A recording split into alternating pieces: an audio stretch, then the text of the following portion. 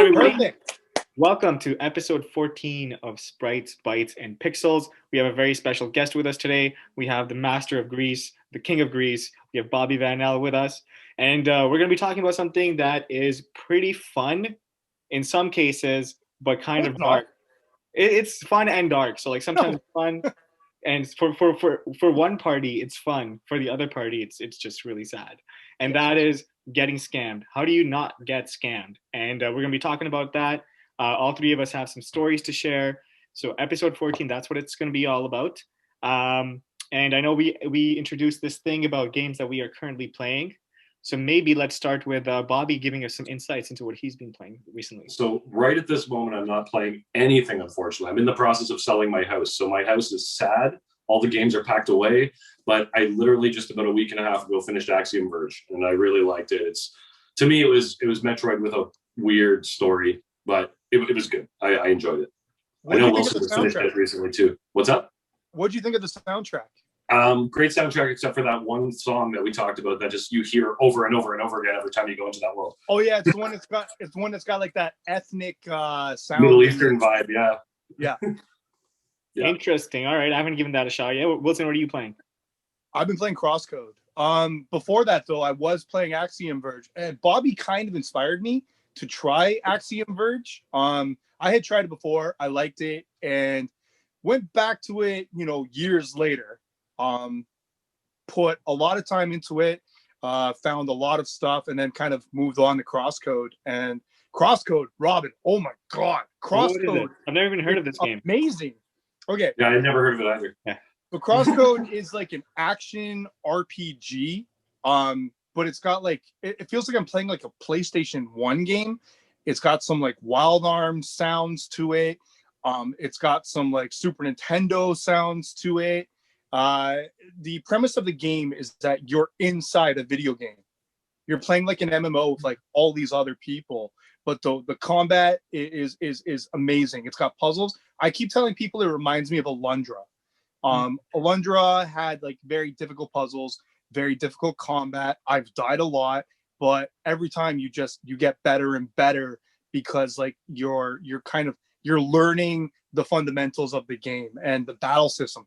Oh, but honestly, like people who are watching this, Robin, Bobby, like everybody, you need to check out Crosscode. It deserves so much more love than I'm seeing it get. Well, I mean, I'm sure it's a really good game because it got you to stop playing Genshin. No, Axiom Verge got me to stop playing Genshin. Well, it was funny about Axiom Verge. I've owned it for how long since it came out on the Wii U? And we know I have a full Wii U collection, right? So I've owned multiple copies of Axiom Verge just tucked away, but they were all sealed. And the guy we all know, Mitch, he gave me his copy on the Switch. And I'm like, okay, this is perfect. I don't have to open one. Yeah. and started playing it. So I played mine on the PS5. I played my PlayStation Plus Axiom Verge. Like it was a freebie, a couple of years ago. So that's how I played it. Sweet. Well, I have a game that I've been playing, and it is called Horizon Zero Dawn. Again? Or no, you haven't played it. So I played it and I gave up on it, and then I gave up on it. Still might be my favorite game on PS4. Really? Well, yeah. Okay. So I did not know that. I knew it was Wilson's favorite game, but I didn't know it was yours too, Bobby. Yeah, it was up there. Better than Spider-Man. Yes. See, there you go. Talk about Horizon. Stop. No Spider-Man. So Horizon, when I tried it initially, I got bored because I think I was playing it in really small chunks. So I'd play like an hour, then maybe like half an hour, then 45 minutes. But I'm taking a vacation from my work just because like I have so much leftover vacay from last year. I'm like, yo, screw it. I'm just gonna take 3 weeks off. And I'm like, I'm gonna beat games that I started but never completed. So I tried picking Horizon up again from where my last save file was. And I'm like, fuck this. I'm just gonna go straight from the beginning. And I started on Monday, and I'm like 22 hours into it. And dude, it is a really fucking good game, man. I told you. I have such trouble starting a game that I haven't played in like 6 months and starting it from where I left off. I can't do it. Yeah. So I was like, yo, screw it. I'm gonna start from the beginning. And I played on hard. And then I got to this map. Like I don't know if it's a spoiler or something, but it's like when you're going after that dude with a focus, the guy Oli, whatever his name is, and then there's like two corruptors there, So in that battle, that's the only battle I had to go back to normal mode, and then now I'm back to hard. But it's like the storyline is so good. There's You one part went in to that game. normal. I did. There's, there's one thing in that game that kind of like it didn't ruin it for me, but there's an item like it's basically just like a surprise mission where if you complete it, you get an item. Yeah. And it makes the game super easy because you basically get regenerative like health or armor. Fuck, I need that. But and I'm won't like, get it for a while. I wish I didn't find it when I played the game. No, I'm glad I found it. The item really does help, but like it does make you OP, but it doesn't make you like super OP. There were still times I died with that item. I know exactly which one. Every time you're getting beat up, you're just like, okay, I'm gonna run away for 30 seconds and come back, right? And also all the shit that you have to do to get that item, it just makes it all the more worth it. Because it's not like it's not like they're like, hey, here's an item. It's like you have to. I got it like halfway through the game. Like I wish I would have got it like in the last 10% of the game. Wait, how long is the game? Like how many hours did you guys put into it? I honestly don't remember. I played that game like right when it first came out. So shit. I platinumed it, and I think I put, I want to say 60, maybe, I don't know, maybe 100. I have no idea. Wow. I put a lot of time into it to platinum. Yeah, trophy horse. What? Yeah, no, I'm not. I'm really not. But like, I loved Horizon so much that I had to platinum it. It was one of those games where I'm like, I just need to do this. Like, it's captivated me that much. I gotta go all the way. What do you think of the story? I love the story, dude. The story is so good, and I'm finally at the part where like you're learning more about exactly what's happening. So I learned about the corporation. I saw those those data files or whatever. Yeah, where you see like the holograms of the people. Yeah. And I was thinking to myself, like, this would be a really good movie if they ever turn this game into a movie. This would be fucking dope. But I can't wait for the new one. That story would just take all the movie. Yeah, it would. I mean, like they would probably have to split it into multiple components because it's like there's so much like rich storyline in there. The Horizon games. And the sequel's on its way. Okay. Yeah, I can't wait for that. I'm excited. All right, cool. So we have discussed what we are playing. Now let's get into the crux of what our conversation is, which is how not to get scammed or greased. Well, let's preface that. There's good grease and there's bad grease. Yeah. Okay, so Bobby, what is greasing? Because you're one of the kings of grease. Well, I mean, for me, it's kind of turned into like a term of endearment, right? Like there's certain guys that we know in the Canadian community anyway. And I mean, across Canada, the word greased is a good thing. It's really wild how it's taken on its own life in the last few years. But when it started, I think the first time I ever started hearing it was we were at a show, and I want to say it was maybe Guelph, and it was me and a few other guys, and we're guilty of it. We run around tables before the doors open, and we're checking out stuff, and we're trying to pick up a couple deals here and there. And somebody, I think it was Alex, who is one of our admins at CDM, was like, "Stop! You're leaving snail trails everywhere. Like you're leaving grease all over the place." And then it just kind of like took off from there, and then we used it all the time, and now again across Canada, people are using it. And I always say to people, like, there's like fresh pressed olive oil, and then you've got like the 30-year-old baking grease, and those are the guys you don't want to deal with, right? Yeah. I think those are the kind of guys that'll probably end up doing the scam. So it's a good thing we preface that with what greasing is all about. Yeah, like Greasy Bobby, I love it. It's who I am. We have the Grease Gang. We have Grease Gang T-shirts. Yeah, I saw that. So even though you said we've got the King of Grease, we didn't really introduce who this guy actually is. So Bobby, can you actually introduce yourself before we proceed with this? Well, yeah, I mean, I'm Bobby Vanel. I've only been back into video games for probably 5, maybe 6 years. It started off with me just collecting because one day I was like, hey, I got extra money, and I miss having a Super Nintendo and Chrono Trigger, and it kind of spiraled out of control to the point where I had doubles, triples, quadruples of all kinds of games. A former friend of mine basically asked me if I wanted to partner up with him and open up a flea market booth. That turned into something else, which turned into something else. And now, I manage a video game store. We had 2 flea market booths. Sadly, the Pickering market just closed down, but we've sort of just reallocated the product and moved it around. But we still have one at the Curtis Flea Market, which I'll be helping out with. And I basically do video games full time now. I do stuff online. I do all the shows. yeah, I am in the group with you guys. So You're yeah, living the dream, that's man. me.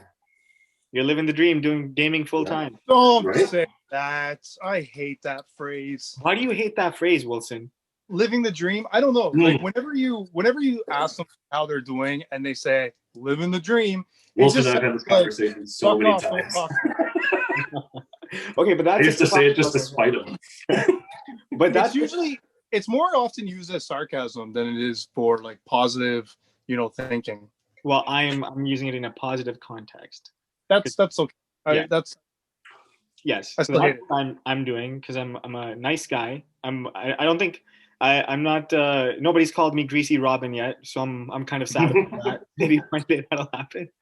Uh, but yeah, like in terms of scamming, I think between the three of us, we have quite a bit of experience, whether it's buying and selling, whether it's just buying and collecting, and I can speak from my experience in terms of one of the times that I got scammed, and maybe if you guys want to chime in on yours. But Sure. essentially, for me, I've been buying and selling games for like 10 years now, and I take a lot of stupid risks, and I'm totally okay with that. Some of the risks that I take is like I'll go on Kijiji and I'll look Canada wide, and I'll try to find some lots that I want to buy. And then once buy a lot, like I agree to terms on a lot with somebody, I usually get them to ship it to me, and I'll even pay e-transfer. I'll pay PayPal. Doesn't really matter. In most cases, people are stand-up people, and they're true to their word. But when I was early into it and I was trying this kind of stuff out, I didn't really put any sort of like checks and balances in place to make sure that these people are not scamming. So some of those balances that you can take is, for example, if somebody puts up a photo of like a Hagani and they're selling it for $500 when the game is worth 800 and they only have one photo. One step that you can take is be like, can you give me multiple photos? Can you give me a timestamp? Something like that to show that they actually have what they have. And I remember a while ago there was this one ad, and this person was selling like a bunch of really cool games. And at the time, I didn't really think too much of it, but the background in each one of these photos was different. In one photo, it was like on a table. On another one, it was like on a carpet, or it was like in their hands, or something like that. And I went through with it anyways, and it was only like 250 bucks, and I paid EMT. I got scammed. But then I started like messaging the guy, and I'm like, dude, like, this is not okay. There's like mail fraud. I'm gonna report you for this, report you for that. I was young at the time. I wasn't really gonna do shit, but I think I scared him enough for him to send me my money back. So I was able to get mine back. But yeah, that was like, I think that's one thing that you can always look for is if something seems too good to be true. In most cases, it probably is. Yeah, I totally agree. Yeah, that's a big thing to look out for is, making sure that the photos all kind of make sense and look the same, have the same background. Where'd Robin go? Oh, no, there he is. I am Robin. There he is. No, my thing was bugging out for a sec. Yeah, so I think there's like you learn these things over time. But maybe if you guys want to share your experiences, and then we can talk about what are some things to look for. Like through that experience, I learned that if you're buying something, get multiple photos, and if you're still not completely satisfied, get a timestamp.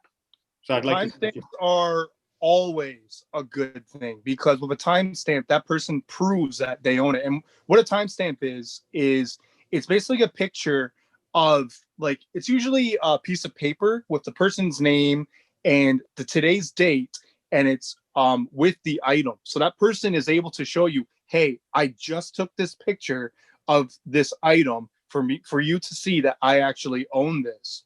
And yeah, timestamps. Honestly, I feel like timestamps are one of the most essential things. One of the most not essential, but like valid ways for someone to prove that they own something and that they're not a scammer.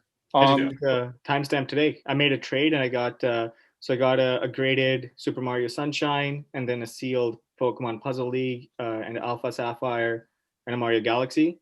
And I had never done business with this guy before, and I didn't I couldn't reference check because he's in the States.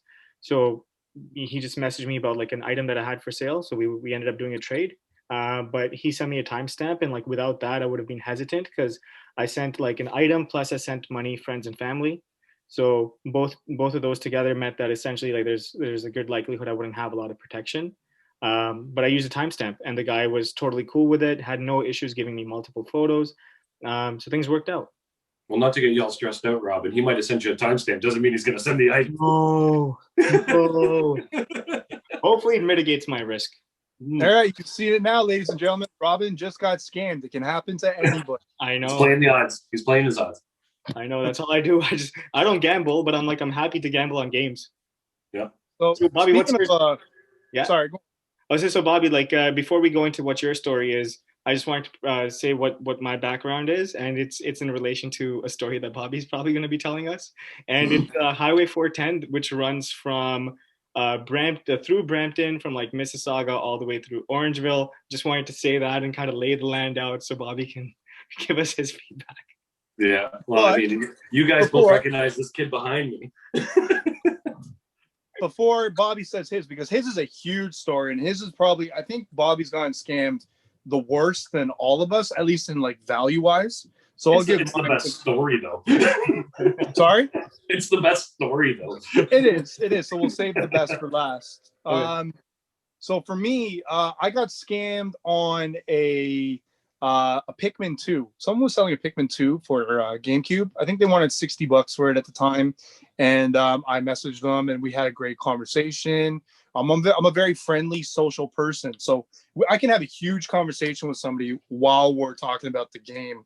So we're having this back and forth. I'm like, oh, this guy seems pretty cool. He wanted EMT. I sent him EMT, electronic money transfer, e-transfers. Sent him the money.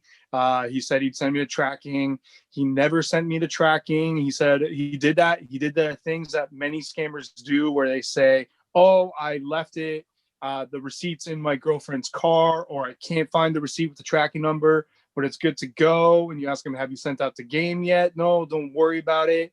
I'll send it tomorrow. I was busy. And I never, ever got it. I ran into him on a group maybe 2 years back, just out of the blue.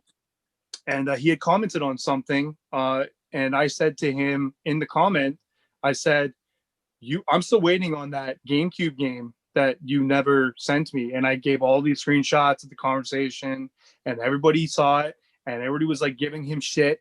And nothing happened from it. He was removed from the group. I'm sure he's banned me or he's blocked me. So I'll probably never see this game. I think I had Pikmin 2 for the GameCube now. And then one more scam. This was I only got scammed twice, and this was the second time. A guy was selling some games. I traded with him. The games that he gave me weren't right. He said, "Oh, I forgot this game. I'll bring you it the next time we meet up." And Case didn't have a Vita game, didn't have one of the items in it. So I think I traded him for Golden Sun. He got my Golden Sun, and I got a few items, and nothing ever came from that either. So it was a meetup trade. I didn't get the proper stuff. He said he'd give it to me the next time, and we never met up. He never communicated with me. That was more me. That was more giving people the benefit of the doubt. And this guy was in the group for a bit too, and then he kind of fucked off. But those are the 2 times I've been scammed. So a lot of times when you get scammed, it's because you want to give the person the benefit of the doubt. They seem like a nice person. And yeah, that's the shitty shit that happened to me. So, Bobby. Oh, the infamous 410 story. So, yeah, this is. I mean, how long ago was this? 3 years ago? Maybe. I would say longer. Yeah. Maybe. So there was a guy. I don't know. Should we use his name? I guess it really doesn't matter. Yeah. So this guy Jackson Mould, Moulde, I believe. So he was in these Facebook groups for quite some time and had what seemed to be a decent reputation. And, this was one of the first deals I ever bought that involved a lot of sealed product. So we worked out this deal. He had it was a crystal white PS3, which is something I had never seen before. It was a bunch of sealed 360 controllers, like the Tomb Raider ones. It wasn't a lot of sealed games. It was a lot of sealed consoles and peripherals. And, we settled on a price for $410 shipped. I e-transferred him the money. And I think we'll say it was on a Thursday. I sent him the money. He says, yeah, I'll send it Monday or Tuesday. I'm busy over the weekend. No problem. So I don't hear anything from him.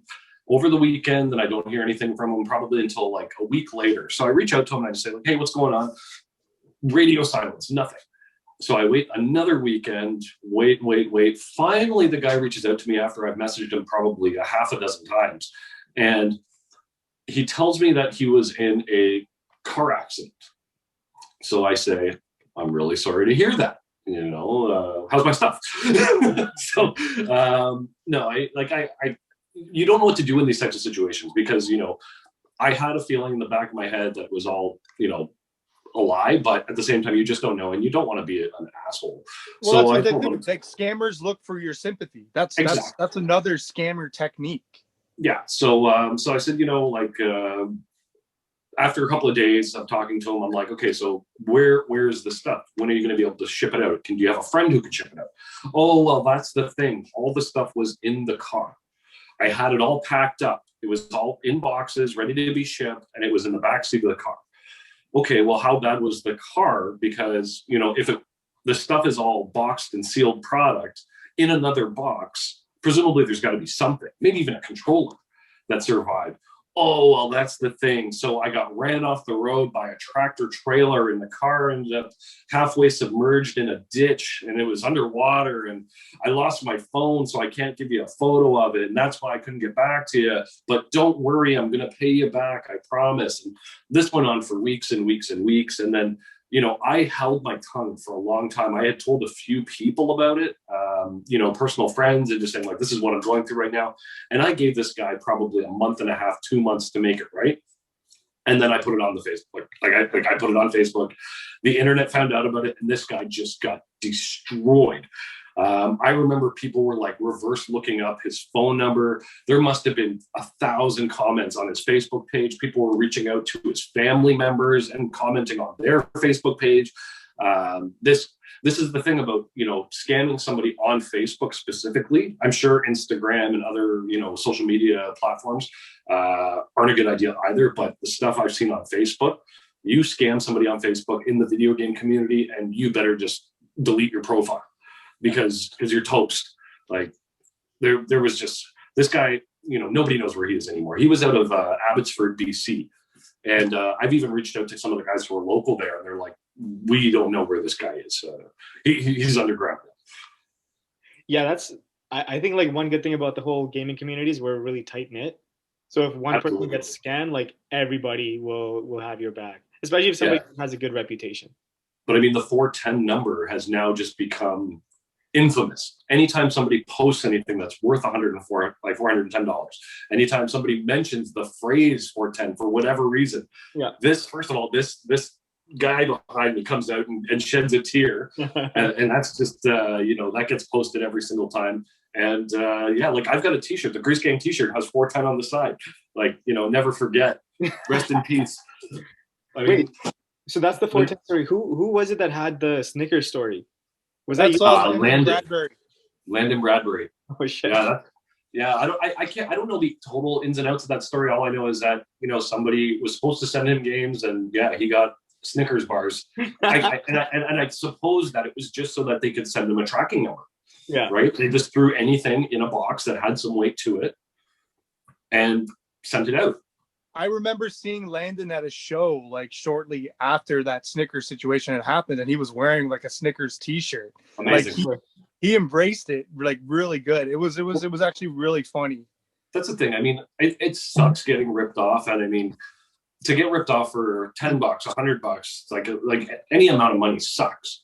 Hopefully, it isn't. You're not in a position where it really breaks you, right? Yeah, like that's luckily I was in a position where $410 it sucks, but I was able to eat. I was able to move on with my life. Yeah. Right. And now years later, I wouldn't have. I'd pay $410 to have this story, right? And all the notoriety, the notoriety that comes with it, exactly. Yeah. Yeah.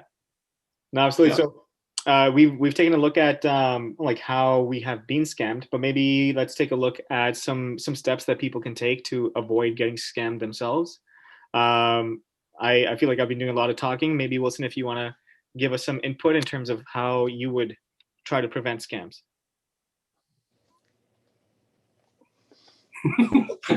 What? My wife just brought me a coffee. Oh, must be nice. It is nice. It is nice. Marriage Hello, is wife. Nice. What's that? I said, hello, wife.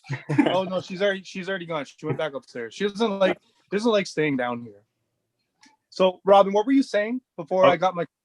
I was saying maybe if you want to give us some insight into how, what are some steps that you personally take to not get scammed, and then we can just go around the table and just give like a quick maybe like a hit list of 3 to 5 things that people can do that'll help mitigate the risk of a scam. Because let's admit it, like people are always going to try to scam and they'll get really like adventurous with the way that they try things. But there's some things that you can do to mitigate the risk. It's not going to protect you 100%, but as long as it works somewhat, I think it's good. Yeah. Okay. So, like you were saying earlier, the video game community is usually pretty tight knit. I'm not gonna say usually. We are very tight knit. A lot of the groups I'm in, like you have people always looking out for each other, for certain situations, and people have no problems calling out a scammer if they see a scam. It doesn't mean that that person is a scammer, but more often than not, that person is. So because we're a tight-knit community, one thing you can do is ask that person who's selling the item if they have any references. And a reference is somebody who can essentially vouch for them for the item that they're selling. Someone that maybe they've sold to, somebody that knows them personally. Only thing is that this doesn't really work outside of like Facebook. I usually only buy in Facebook, so these are like techniques that I use. Kijiji is a little bit more difficult. With like things besides Facebook, you're probably going to want to be careful with like the form of payment. E-transfers are not usually that good when you're doing Kijiji or Facebook Marketplace or like anything where you're not guaranteed your money back. PayPal is a source that we tend to use to protect ourselves, because more often than not, PayPal is usually going to stick up for the buyer as opposed to the seller. Would you agree with that? I agree with that. Yeah, but I mean, at the same time, if you're paying friends and family, there's a huge lack of protection. And I mean, the problem that you run into is that you'll have sellers who are like, oh, I don't want to pay the 3% or eat the 3%. And then you have the buyers who, I shouldn't have to pay 3%. I think any buyer who wants that kind of protection should just pay that extra 3%. Yeah. That being said, also, you have sellers who don't want people to pay goods and services because they're afraid of another scam that they could get charged back. Right? You know, you pay goods and services, all of a sudden you get your stuff and you say, oh, hey, PayPal, I didn't get my stuff. Right? And then that seller now loses the money. It's a double-edged sword. And that's the thing. Yeah. Like Bobby's saying, like, not only can you get scammed buying, you can also get scammed selling. So it's unfortunate. Like sometimes you're going to have that one person who's worried that you're a scammer, and the person who's selling it to you is also worried that you're a scammer. So you're both kind of dancing this like on this perilous path, like trying to prove to each other that you're not a scammer. And that's wouldn't it be amazing if they were both scammers and they double scammed each other, and then it all just it was just a wash? It just brings like balance to the world, man. You didn't send me my stuff. I'm getting my money back. I don't suggest like, invading somebody's privacy, but when somebody's selling on Facebook, take a look at their profile. If for some reason they have 2 friends and they have one profile picture and they have like and their profile was made. Their profile was like an anime dog or something. Sorry? I said when you said there's only one photo, it's like it's in like an anime dog or something like that. It's not even. Yeah, it's not even. Their profile was made 3 weeks ago. Yeah. Yeah, and their profile was started like less than a month ago. Like these are surefire signs that this person is a scammer. The profile that they've created is a fake profile. It's not even them. Yeah, like I don't know. There's a lot of ways to protect yourselves, but I don't know, like Robin, Bobby, add to it. So I think like for me, Like I said, I'm okay taking the risk, but it's like it was like Bobby saying, if I lose the money, it's not going to put me in a spot where I can't eat or like live or anything like that. I never buy like such a big lot, and I wouldn't do that online. I would want to do something like that in person. But I think the biggest thing that helps me is getting referrals, references, or vouchers from people that are reputable as well. I think that's a big one. Aside from that, getting timestamps is important. Sometimes people may not have a referral on like specific groups, but they're part of others.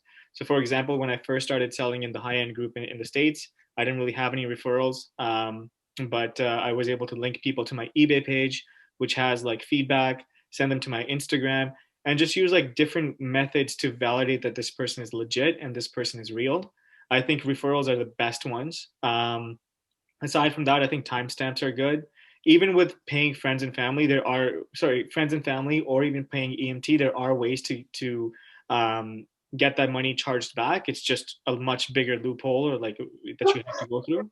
But I think like the way to protect yourself is get referrals, get references. Like that's the biggest thing that I can say. If you're dealing with somebody that you've never dealt with before, never send them an EMT. Don't send them a friends and family. Send them like a goods and service, and just pay that extra 3%. That's what I would do. And don't be afraid of asking them. Like, I know a lot of people are like afraid of that conflict, that the potential conflict. You know, hey, even though like you seem like a nice person, do you mind if I get like some reference? Don't be worried about asking them that.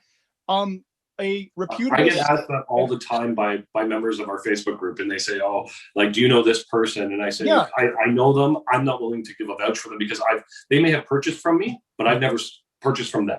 So I'm not going to give them, a vouch. But I always tell them, go right to the page, ask for references. I do the exact same thing. Whenever somebody asks me, hey, do you know this person? I'm like, you know what? The best way to do this is go on a Facebook or the Facebook video game page and, say, hey, can I get references for so-and-so? And that seems to be a more common thing. Absolutely.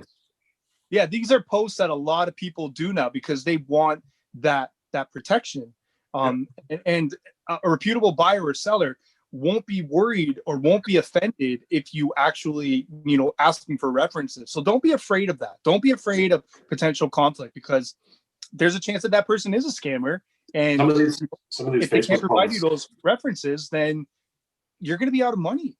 Some of these Facebook references posts, they just turn out to be hilarious because, they'll be like, can I get a reference on so-and-so? And if this person is well known, not only do you get positive references, but you get, best handies and, he's a sweet lover. You get all kinds of stuff. I had a guy who, I think it was in a pinball and arcade group. I just happened to have some like CPS2 arcade boards.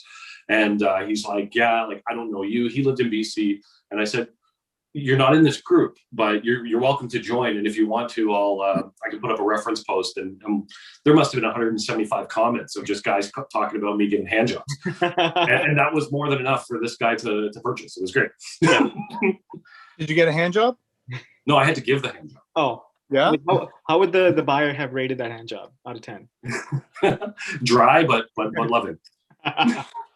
Excellent. All right. Awesome. So on that note, I think yeah, sorry, go ahead, Bobby. No, I was just going to say something else that we could add to it is, board picks. Nobody talked about board picks. If you're buying anything cartridge-based, it's always good, especially with high-end items. Ask them, not everybody has the tools to do it, but ask them to open it up so you can see photos of the board, timestamps alongside the board, get close-up photos of your labels and your discs and your manuals. Like, ask them for photos of everything, so that way you're not disappointed, or at least, you know what you're getting yourself into. Because I've heard stories of, oh yeah, I just bought this $400 GameCube game off somebody and the manual is destroyed, but you never asked for a picture of the manual. The seller didn't post a photo of the manual, or the disc was completely messed up.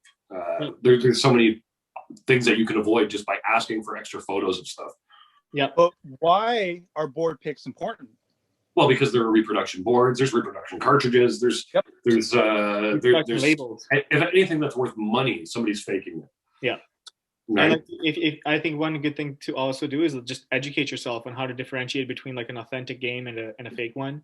Like through experience, you'll be able to tell if something is like a repro box, repro manual, repro label, cart, all that kind of stuff. Like if it's a Super Nintendo game and it's got plastic screws, you know that's wrong. Yeah. And something you don't even need like a toolkit to open up. If you see that it's plastic, right off the hop, it's wrong. Yeah. Um, There, sometimes, there are there yeah, are sorry to cut you off. There are like websites where you can literally just reference boards, which is super helpful. You know, like, oh, I'm going to buy a Mega Man X3. The guy sends you a picture of the board. You can go onto this website, and it'll show you photos of what it looks like and the different versions of it and whatever, and make sure that everything lines up and looks right. Do you know the website? Uh, I can't even think of it off the top of my head. But if you look up, Super Nintendo, type in some game and board pick, it'll pop up and you can find it fairly easily. We can put a link at the bottom. Yeah, we can put a link at the bottom. A lot of times I'll see people like selling an item and somebody will be like, hey, but you can get it for this price. And they're usually referencing like an eBay reproduction auction. And it blows my mind that people don't realize these are reproductions. Like, that's not real. The reason it's for this price and not that price is because that's a fake item. And well, if it's $150 game and you see it up for $30 coming out of China, yeah, probably a reproduction. Yeah. And I mean, those reproductions are over here too, so that's where they're coming from.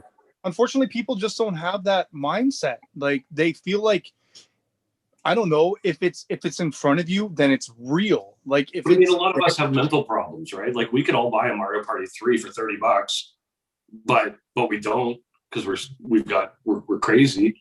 Yeah, we're into authenticity. Right? Not only do we need a real one, but we also need to have it with a manual and a box, and it's got to be mint, and we have to put it on the shelf and go play it. or we get it sealed and we get it graded, and then we spend like tens of thousands of dollars on plastic and casings. See you later, guys. All right. So it was a great episode. Awesome. Well, you know what? That's actually a great segue to end this off. I think, we gave some really good insights, and hopefully people can use these to make better decisions when they're buying. I think we're all really approachable people, so if people have questions, they can always shoot us a message, and just drop in the number 410 whenever you're talking to Bobby, and you should be good. Sweet. I'm gonna get tattooed. I'm gonna get tattooed across me like Tupac. 410. Dude, if you do, I will donate to that cause. I will donate to your tattoo cause. I'm not even kidding. I'll do it. Amazing. If you go 410. Right next to my photo of Wilson on my arm. Nice. But Robin's right. Like, we are all very approachable. So if there's somebody that's like, a big gamer and they might have some knowledge, don't be afraid to message them and ask them, hey, like, can you help me with this? We have no problem with that. I get messages all the time. I'm sure Robin does. Yeah. And I know Bobby does. Like, feel free. Like, protect yourself. Let us help you. Yes, we are the alarm force of Facebook gaming groups. All right. Well, that was a good episode. Thanks, Bobby, for joining us. And we will see you guys next time. All right. Peace. Bye-bye. Bye-bye.